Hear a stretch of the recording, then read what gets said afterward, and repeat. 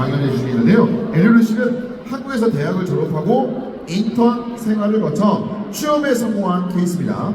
한국에서 취업을 준비하는 외국인 유학생들에게 많은 도움이 될 내용이라고 합니다. 우리 엘리오 씨를 무대로 모시겠습니다. Our next speaker is Elder from Uzbekistan. He graduated from the university and then secured his position at the company. So now we'll hear his insights about the help for international students preparing for employment in Korea. 네, 여러분, 엘리오 씨는 취업에 대해서 여러분에게 말씀드립니다. 여러분 큰 박수 부탁드리겠습니다. 네, 안녕하세요. 저는 우즈베키스탄 출신인 엘리어라고 하는데요. 여기 무스 돌아다니고 계시는 외국 분들이 있으면 한국 회사에 취직을 하고 싶다, 취업을 하고 싶다 하시는 분들이 있으면 여기 테이블 앉아주시면 제가 강의를 해드리도록 하겠습니다. 여기 제목을 보시다시피 취업 노하우인데요. 오늘 주제는 먼저 인턴십, 그리고 네트워킹, 그 다음 봉사활동, 그 다음으로는 이제 이력서 쓰기, 그리고 입사 지원, 마지막으로 이제 면접 보는 과정을 제가 설명을 해드리겠습니다.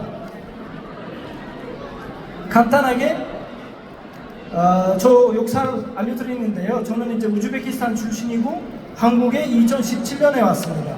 순천향대에 다녔다가 이제 중남대에 편입했고 중남대에서 복수 전공하면서 보시다시피 언어학과 그리고 미생물 분자생명과학과를 졸업하게 되었습니다. 그 다음으로 이제 제가 공부를 하면서 일도 같이 했습니다.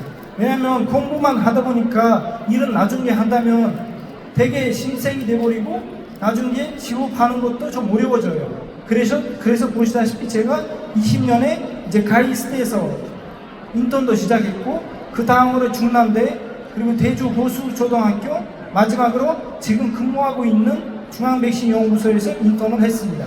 보시다시피 네 군데에서 인턴했죠. 인턴십은 제가 PPT를 일부러 영어로 만들었거든요. 영어로 한국어로 섞여서 만들었는데 이제 강의를 한국어로 하면서 인턴십에 대해서 알려드리도록 하겠습니다. 인턴십은 보시면 7가지 있는데 인턴십은 진짜 잡기는 쉽지가 않습니다.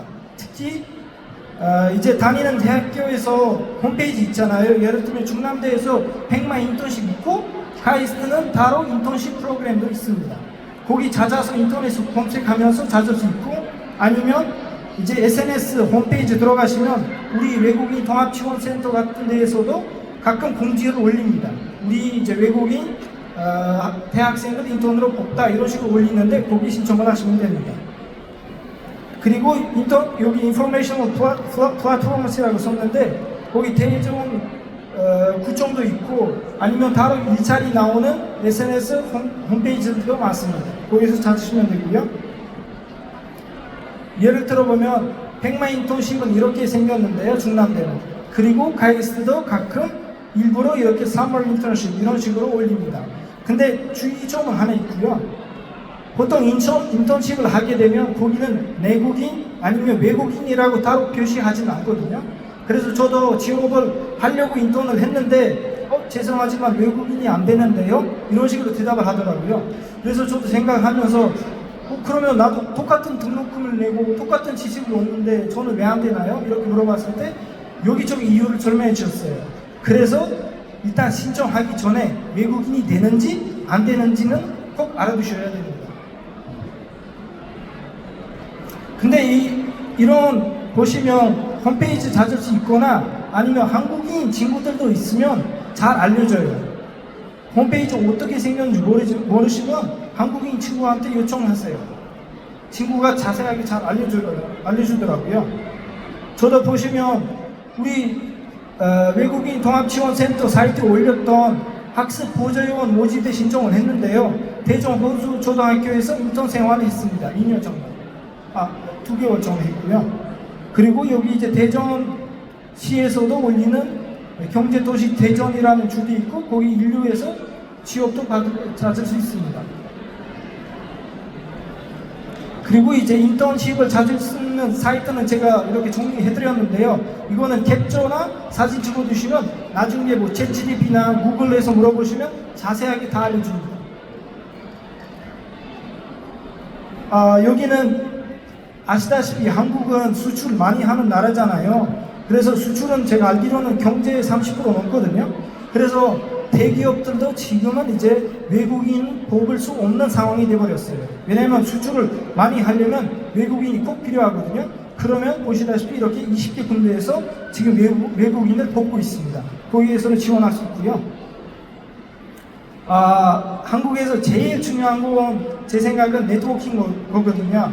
한국은 아시다시피 뭐 뒷돈이나 koruption 없는 나라라서 근데 네트워킹이 되게 강해요. 그래서 교수님이나 아니면 한국인 멘토 아니면 주변에 있는 한국 친구들이랑 소통을 잘 하면서 내가 한국 졸업하고 나서 이제 일하고 싶다 그런 마음을 알려주시면 나중에 연락이 와요. 저도 네트워킹은 어떻게 했냐면 코리안 멘토 보시면 대학교마다 이제 멘토링 해주시는 프로그램이 있어요. 저는 3학년까지 일단 받았고요. 근데 가끔 그 교수님들이 엘리야를 그만 좀 합시다. 너는 이제 신입생도 아닌데 멘토링 왜 필요하냐 이런 식으로 했는데 근데 저는 그래도 신청을 했습니다. 그러므로 제가 지금 하고 있는 인턴도 일도 다 그 멘토링 통해서 찾았습니다. 봉사활동인데요. 봉사활동은 왜 중요한가? 외국인들 제일 중요하게 보는 건 나중에 비자 신청할 때도 봉사활동 도움이 많이 되거든요. 특히 이제 점수를 받을 수 있거나 아니면 한국 문화나 이제 한국이 어떻게 돌아가는지 아트모스페어를 다 느낄 수 있습니다. 친구들도 만들 수 있고요. 이제 봉사활동 할 수 있는 웹사이트 다 정리해놨고요. 이것도 사진 찍어 주시면 나중에 다 신청하고 점수도 받을 수 있습니다. 이제부터 이제 핫한 내용인데요. 이력서. 한국 이력서는 되게 심플하고 그리고 쓰는 입장 아니고 보는 입장에서 써야 됩니다.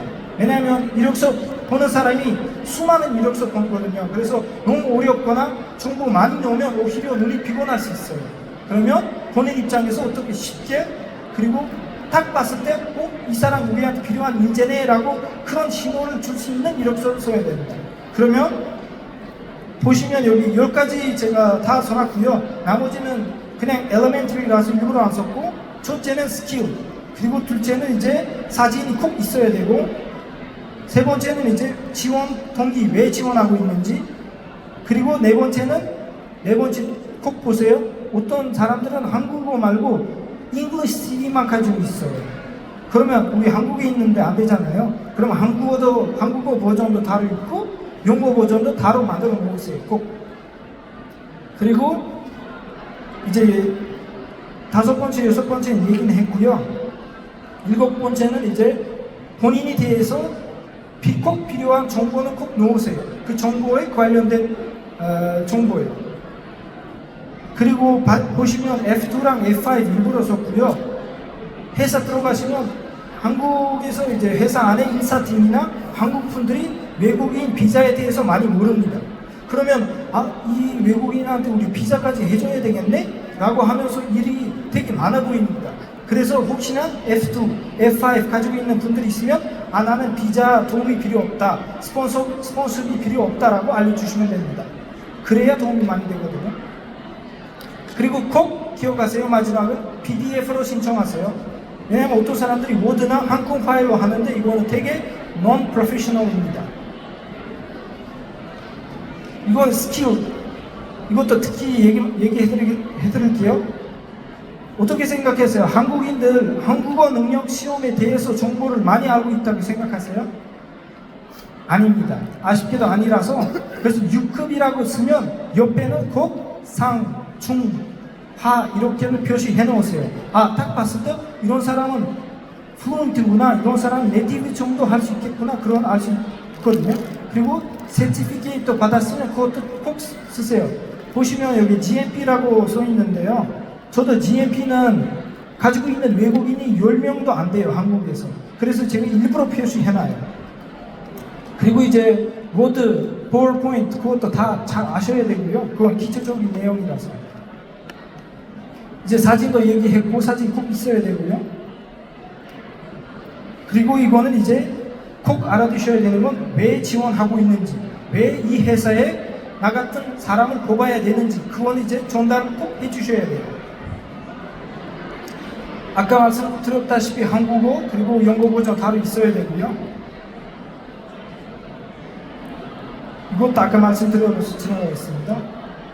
이거는 특히 외국 분들이 우리 같은 경우에는 아르바이트 많이 하잖아요. 그래서 보시면 알바, 배달, 택배 이런 거는 쓸 필요 없습니다. 이거는 공식적으로 단기 업무라서 이건 쓸 필요 없고요. 그래서 공식적으로 했던 지역 업무만 쓰시면 됩니다. 이것도 이제 거짓말 하시면 절대 안 됩니다. 여기 한국이니까. 이거 비자도 얘기했고요. 이거는 예를 들면 저는 무슬림이거든요. 그러면 저는 고기 못 먹고 술도 못 마신다. 이런 식으로는 꼭 표시해놔요. 왜냐면 뽑은 사람 입장에서 이 사람은 이런 사람이구나 라고 뽑아야지 나중에 와서 그 얘기 왜 안 했지? 나한테 술 안 먹는다 이 얘기 안 했는데 라고 오해될 수 있거든요. 그거는 꼭 알려주셔야 됩니다. PDF로 신청을 하셔야 되고 이거는 이제 어떻게 신청했냐면 이메일이나 웹사이트 아니면 조페어 거기 뒤에 보시면 여러 가지 회사에서 오셨거든요. 거기 통해서 조페어에서 이제 일도 찾으실 수 있습니다. 다음은 이제 이거는 중요한 부분이라서 인터뷰예요. 면접. 혹시 면접 갔다 오신 외국 분들이 있으세요? 손 좀 들어보실래요? 저쪽에 있고. 면접은 쉽지가 않아요. 우리가 한국인이 아니라서 이제 한국어로 아니면 영어로 해야 되는데 모국어 아니잖아요. 그래서 긴장 너무 돼요. 그럴 때는 제가 중요하게 느낀 거는 면접 하기 전에 어떤 친구나 아니면 한국 분들이랑 한번 연습을 해보세요. 나는 이런 식으로 면접을 하려고 하는데 어떠냐라고 물어보시고 그 한국인이 되게 잘 알려줍니다. 그거 나서는 이제 정식 인터뷰 들어가시면 됩니다. 여기부터 보시면 주제는 10가지 있는데요. 하나하나씩 설명해 드리겠습니다. 우리 외국인들 시간을 잘 안 지킵니다. 아쉽게도 우리는 10분 늦어도 50분 아니면 30분 늦어도 우리 늦었다고 생각을 안 하거든요. 근데 한국에서는 1분 늦어도 늦었다는 말이에요. 그래서 꼭 15분 전에 면접 기간에 가세요. 그래야지 그쪽 사람들도 시간을 잘 지키네 이런 마인드가 있었네 라고 적극적으로 대응할 수 있습니다. 그리고 이거는 드레스 코드이고요. 이거는 다른 말씀드리지는 않고 다들 알고 계셔서 이제 이거 첫 인상이 되게 중요합니다. 저도 똑같은 조페일에 가서 일부러 면접을 먼저 보지 않았고 기다렸어요. 다른 사람들이 면접을 어떻게 하는지 파악했었거든요. 그리고 점심을 먹고 나서 일부러 찾아갔어요. 혹시 식사 잘 하셨나요? 라고 했는데 거기 면접 보시는 한국인이 되게 잘하네? 하면서 면접을 되게 적극적으로 보셨고요. 나중에 제가 물어봤거든요. 나를 왜 뽑으셨지? 이런 식으로 물어봤어요. 그때 첫 인상이 되게 좋았고 식사 잘 하셨나요? 라고 했을 때 이 외국인이 한국 문화에 대해서 잘 아는구나 하면서 그때부터 이제 뽑을 생각이 있었대요. 그것도 이제 작은 의사소통이지만 큰 도움이 될 수 있다는 걸 알려드리고 싶었습니다. 그리고 면접 보실 때 보통 일자나 입장 면접이 있고요. 특히 입장 면접 하실 때 이제 임원분들이 물어보시거든요. 이거 사장이나 아니면 본부장 같은 그 사람들이 이제 물어봐요. 왜 우리 회사에 신청을 했죠? 우리 회사에 대해서 아는 점이 있는지 알려주세요라고 물어봤을 때 저는 막 홈페이지나 구글이나 네이버나 검색을 했는데 시간 되게 오래 걸렸어요. 그러면 미킨지라고 사이트 있거든요. 거기 업체 이름 쓰시면 매출, 업체 관련 뉴스 다 나와요. 한꺼번에 나와요. 그거는 외우셔서 질문 만들어서 이제 면접 보시면 되게 도움이 많이 돼요. 그리고 이제 면접 봤을 때 긴장 많이 하시잖아요. 그래서 되도록 질문을 먼저 외우시고 가서 자연스럽게 대화하시는 게 되게 좋아요. 특히 아까 몽골에서 오셨던 친구분도 얘기하셨는데 뭐 아시다시피 보시다시피 그런 고급스러운 단어 많이 쓰시는 게 한국어 능력이 있다는 건 알려줍니다. 이제 되게 중요한 내용입니다. 한국 분들이 이 외국인을 왜 뽑아야 하는 이유들 여러 가지 전했고요. 하나는 아까 말씀드렸다시피 첫 인상이고요. 두 번째는 제일 중요한 건 한국어를 어느 정도 하는지. 일단 한국어 모르면 입사하는 게 되게 힘들어요. 그래서 한국어는 어느 정도 아셔야 되고, 그 다음 이제 한국 문화에 대해서 아셔야 돼요. 이럴 때는 사회통합 프로그램 교육을 잘 받으시면 문화에 대해서도 많이 알려주실 수 있고요. 그리고 사회생활을 어떻게 하는지, 이거는 이제 봉사활동이 도움이 돼요. 나는 봉사활동 많이 해봤으니까 사회생활은 어느 정도 할 수 있다는 건 알려주시면 그쪽도 이제 부담이 많이 안 돼요. 그리고 책임감이 있어야지 일을 할 수 있겠죠. 이제 마지막에 보시면 MBTI도 중요하지만 한국 회사에서 일 잘하는 사람 말고 같이 일하는 사람을 뽑자. 기계가 필요 없다. 이건 되게 중요한 말이거든요. 혹시나 일을 너무 잘 못하셔도 한국어 잘하시거나 문화를 잘 아시면 그 한국 분들이 잘 알려줘요. 일상생활에서. 그래서 그건 되게 중요합니다. 이제 1차, 2차 면접이 있는데요. 1차는 직원들이 보통 하고요. 2차는 임원들이에요. 그래서 2차 가셨을 때 이제 1차는 되게 중요한 거는 1차는 나는 그럼 2차로 간대라고 자신감 가지고 있으면 좋아요. 2차로 가셨을 때 이제 회사에 대해서 이야기가 많이 꺼냅니다. 여기 보시면 한국은 아시다시피 회식 문화가 되게 중요하게 보시잖아요. 근데 저는 이제 보시면 알코올도 못 먹고 이 고기도 못 먹는 경우였어요. 케이스였어요. 종교 때문에. 그래서 저는 면접 봤을 때 임원분들이 물어보셨어요. 혹시 원하는 거 있냐? 뭐 요청 사항이 있냐라고 물어봤을 때 제가 그때 알려줬어요. 죄송하지만 저는 이제 뭐 이런 종교 가지고 있어서 고기 못 먹다, 회식 가는 게 좀 어렵다 이런 식으로 미리 알려줬어요. 그때는 그 사람도 미리 알려줘서 고마워. 나중에 알려줬으면 오해할 수 있었는데 근데 이제 잘 생각하고 뽑을게 라고 알려주시더라고요. 그 다음으로 이제 뽑았고요. 지금 우리 회사에 200명 정도 사람이 있지만 저는 혼자 외국인 무슬림이고요. 할랄 음식 다로 만들어줘요. 그리고 저는 회식도 의무는 아니고요. 가고 싶으면 가고 아니면 안 가요. 그런 저는 미리 알려주셔야 서로 맞출 수 있습니다. 그건 주의하셔야 되고요. 그리고 장단점. 보통 장단점에 대해서 얘기해 주세요라고 질문하세요. 그때는 장점을 잘 알려주시고 단점 알려주기 전에 나 이 단점을 알려주면 우리 직업에 좀 방해하지 않느냐? 이거는 좀 주의하세요. 예를 들어 알려주면 안 되는 단점이면 나중에 알려주셔도 돼요. 근데 단점이 있으면 그건 미리 알려주시는 게 서로 맞추실 때 도움이 되거든요. 그리고 약점을 절대 알려주지 마세요. 나중에 저도 자기 SNS 같은 거는 보통 회사 사람들한테 잘 안 알려주거든요. 왜냐면 SNS 올릴 때 나는 막 엔조이 하고 있고 어디 놀러 가는 거 모습을 올려주는데 그 보는 사람이 좀 잘 안 볼 수도 있으니까 그 개인 생활을 좀 주의하셔야 돼요. 거래 유지도 하셔야 되고요. 사례는 저는 사례는 말씀을 할 때도 이제 여기저기 말을 뭐 돌려 하는 게 안 좋고 진짜 있었던 사례이면 그거 알려주셔야지 보는 사람 입장에서 이 외국인이 이런 사람이구나 이런 식으로 결론 내리기 쉽습니다. 이제 팁부터 얘기할게요. 이제 SNS 알려주지 마시고 얘기했고요.